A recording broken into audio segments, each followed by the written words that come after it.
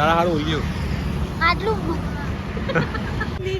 આટલું મોટું ઉલ્યું તારા ચાલે કે મને ચાલો જ અમે હા તમે લોકો સમજી જજો આટલું મોટું ઉલ્યું લેવાની જરૂર હું પડી હોય વિચારો કે હશે એકલી એકલી ખબર પડી ગયા 23 હે હા પેલો વિસલા મસ્ત લાગતો હવે તને મારી દેવા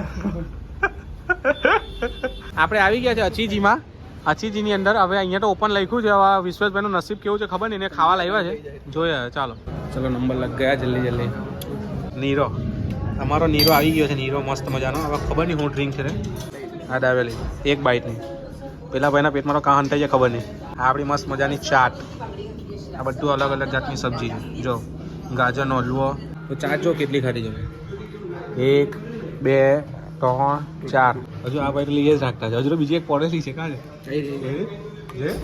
આ મારી મમ્મી આરસુ ને બનાવી રહી છે આરસી કેવું સેટ કરી હતી તરત જ આવતાની સાથે